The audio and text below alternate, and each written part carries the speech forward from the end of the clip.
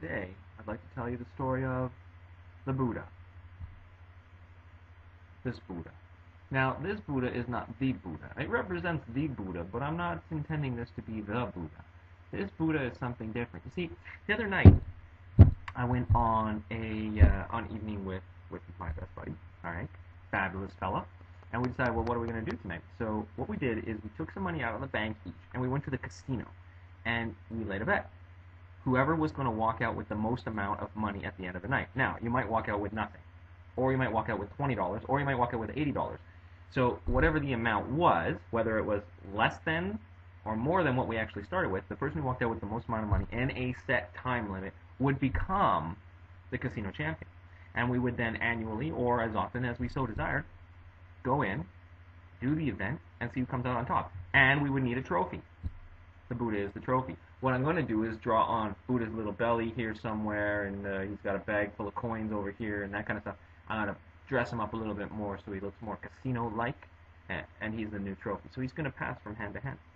That is not really the meaning of the Buddha, but that's the meaning of this Buddha right here. Highly recommend it. It's a fun activity. It doesn't have to be very expensive. You can go in with just a little bit or a lot.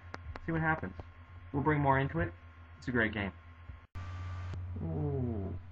What more could the world want but a Buddha? Okay, moving on from Buddha right into 3 great ads. I love marketing. It's awesome. So before I move on to One Right Answer, which concludes the lecture for this week and moves us forward into next week, where you'll get 2 more sessions, I leave these with you, and then the lecture.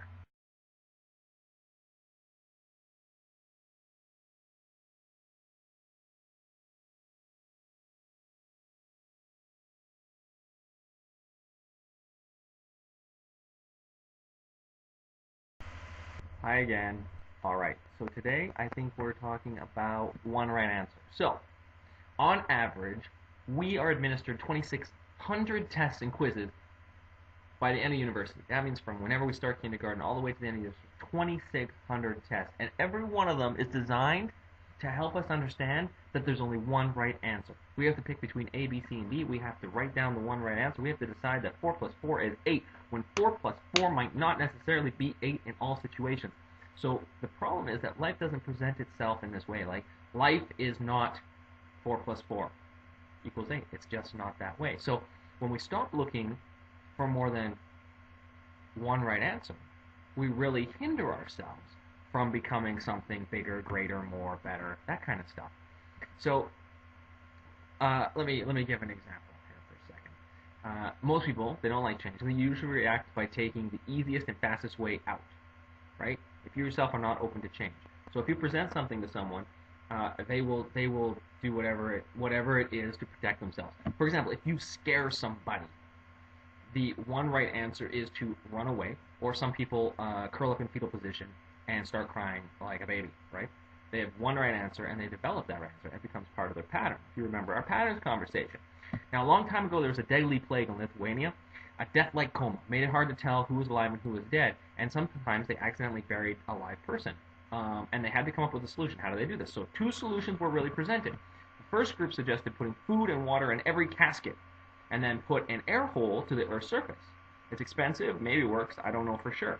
But a second, less expensive right answer was to put a stake in every coffin directly over the victim's heart, so that when they closed the coffin, if they thought they were still alive, they knew for sure they wouldn't be, because the stake would.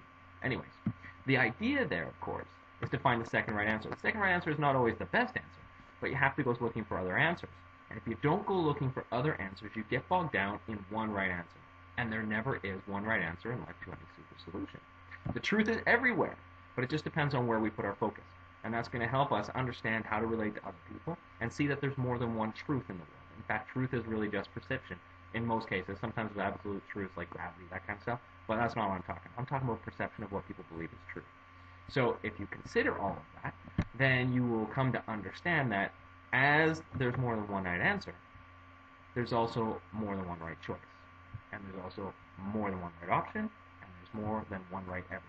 I'd like to understand. There's more than one.